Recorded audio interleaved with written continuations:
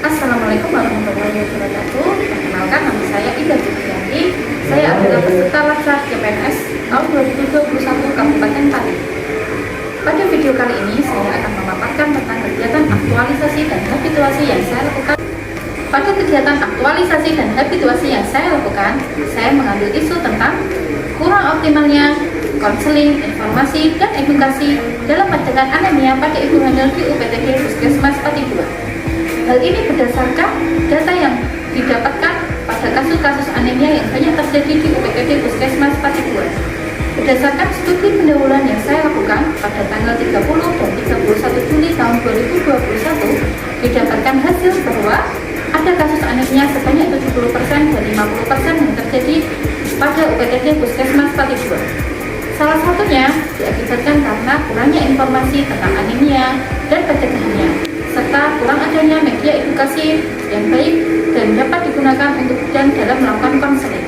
Oleh karena itu, saya tertarik mengambil gagasan pemecahan isu yang berjudul tentang optimalisasi konseling, informasi, dan edukasi dalam pencegahan anemia pada ibu hamil melalui media informasi di UPTD Puskesmas Pati 2. Berikut rangkaian kegiatan yang saya lakukan selama masa aktualisasi dan habituasi.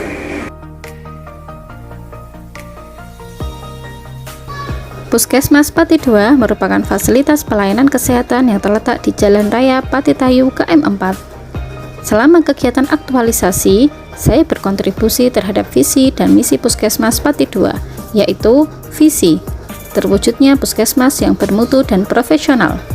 Misi, memberikan pelayanan kesehatan yang bermutu dan terjangkau, meningkatkan profesionalisme pegawai, menjalin kerjasama lintas sektor yang harmonis dan saling mendukung, serta mendorong masyarakat di wilayah kerja Puskesmas Pati 2 untuk hidup sehat.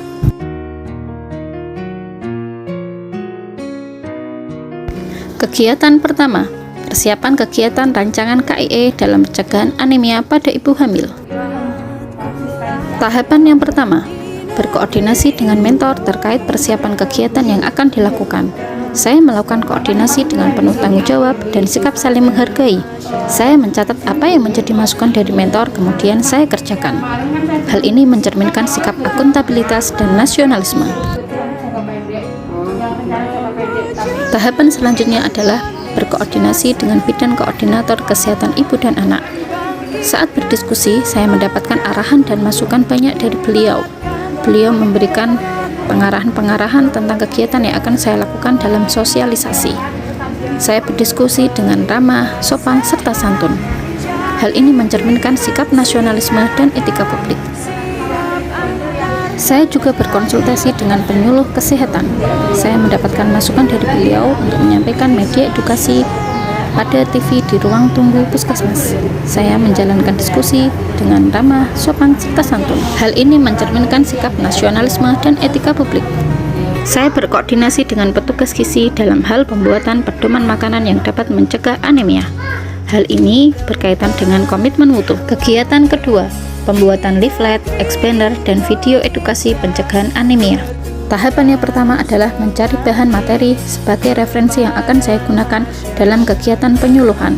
Saya mencarinya dari website Kemenkes RI, dan saya juga menggunakan buku panduan yang ada di puskesmas. Saya menggunakan sumber yang terpercaya dan dapat dipertanggungjawabkan.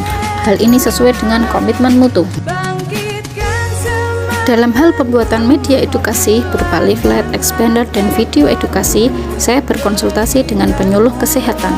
Saya ingin membuat media edukasi yang menarik dan mudah dipahami oleh masyarakat, terutama ibu hamil, sehingga mereka mau mengadopsi perilaku kesehatan yang sudah saya buat. Sikap ini mencerminkan sikap nasionalisme dan komitmen mutu.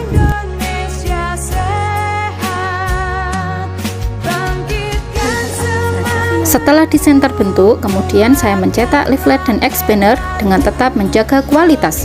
Hal ini berkaitan dengan komitmen mutu. Kegiatan ketiga, melakukan edukasi dan sosialisasi penggunaan media edukasi kepada rekan bidan. Tahapan yang pertama adalah membuat undangan sosialisasi. Sebelumnya, saya melakukan diskusi dengan bidan koordinator KIA. Hal ini menunjukkan akuntabilitas dan nasionalisme.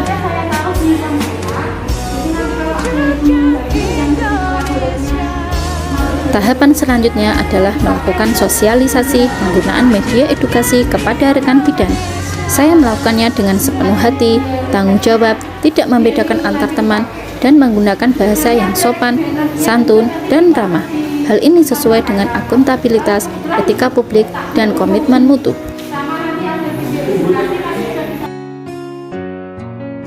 Tahapan selanjutnya adalah meletakkan leaflet di tempat yang strategis yang sering dilalui oleh pasien. Saya meletakkan di loket dan di ruang KIA. Hal ini berkaitan dengan komitmen mutu. Untuk explainer, saya meletakkannya di depan ruang KIA.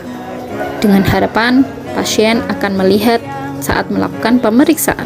Hal ini berkaitan dengan akuntabilitas dan komitmen mutu. Video edukasi yang sudah saya buat, saya lakukan pepostingan di laman YouTube Puskesmas agar memudahkan masyarakat untuk mengakses informasi yang sudah saya buat. Hal ini berkaitan dengan komitmen mutu. Kegiatan keempat, melakukan konseling, informasi, dan edukasi kepada ibu hamil. Tahapan yang pertama adalah membuat undangan kelas ibu hamil. Dalam membuat jadwal undangan, saya berkoordinasi dengan bidan desa. Saya membuatnya dengan penuh tanggung jawab, berkaitan dengan akuntabilitas dan nasionalisme. Dalam melakukan kegiatan konseling, informasi, dan edukasi di kelas ibu hamil, saya melakukannya di 2 desa, yaitu di Desa Mulyaharjo dan Desa Purworejo. Dalam melakukan konseling, saya menggunakan bahasa yang mudah dimengerti oleh pasien. Saya juga menampilkan video edukasi yang sudah saya buat pada kelas ibu hamil, dengan harapan ibu lebih mengerti apa yang saya sampaikan. Hal ini berkaitan dengan akuntabilitas, nasionalisme, etika publik, dan komitmen mutu. Saya juga melakukan KIE di ruang KIA, karena di sini juga ditemukan banyak kasus-kasus anemia dan membutuhkan konseling. Saya melakukan konseling menggunakan bahasa yang mudah dipahami oleh pasien.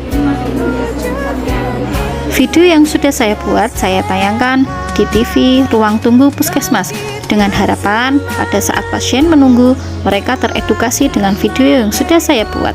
Hal ini berkaitan dengan komitmen mutu dan anti korupsi. Kegiatan kelima, melakukan monitoring dan evaluasi pra-pos survei kegiatan dan pemeriksaan hemoglobin. Tahapan yang pertama adalah membuat kuesioner.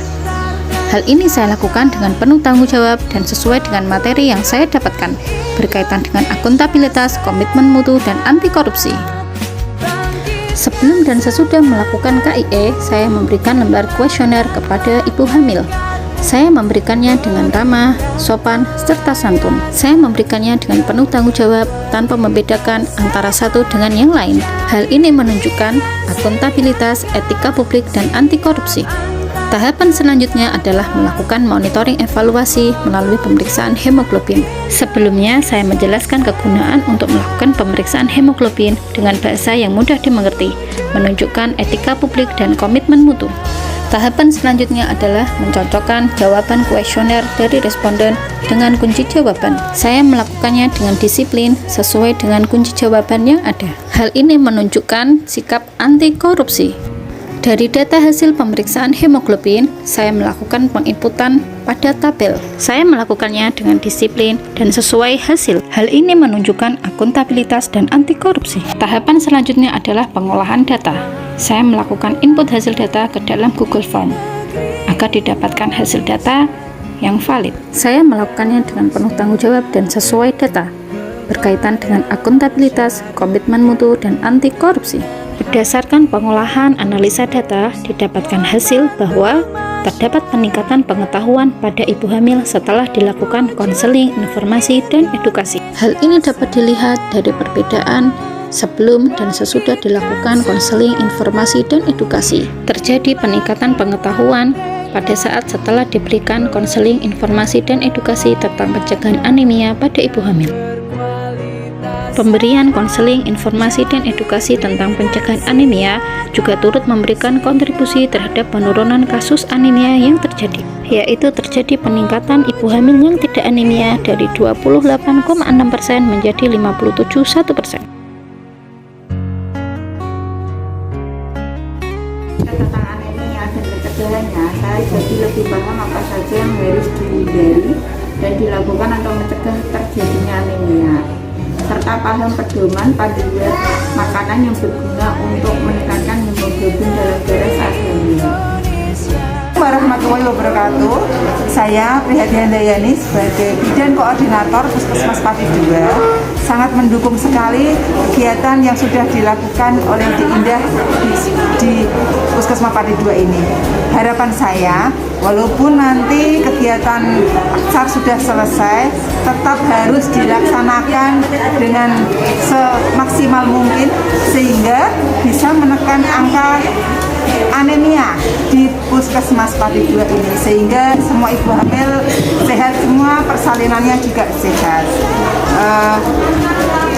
Dan saya mengharapkan semoga setelah selesai tetap semangat dalam bekerja. Itu saja, terima kasih. Wassalamualaikum warahmatullahi wabarakatuh. Assalamualaikum, perkenalkan nama saya Diana sebagai rekan kerja dari Mbak Indah Febrianti. Saya sangat mengapresiasi kegiatan aktualisasi yang dilakukan oleh teman saya ini, yang mana media yang digunakan sangat efektif dan mudah untuk dipahami oleh pasien di lingkungan Puskesmas Pati 2 sehingga pasien bisa mengadopsi perilaku kesehatan tersebut.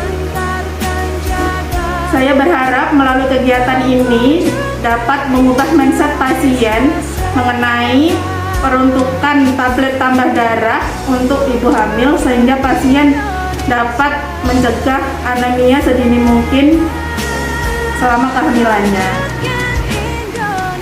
Dan saya juga berharap melalui kegiatan ini dapat menurunkan jumlah kasus anemia di wilayah UPTD Puskesmas Pati 2. Kesimpulan dari rangkaian kegiatan ini adalah: yang pertama, seluruh rangkaian kegiatan aktualisasi dan habituasi menerapkan nilai aneka. Yang kedua, pemecahan gagasan masalah tercapai secara keseluruhan dan mampu mengatasi isu.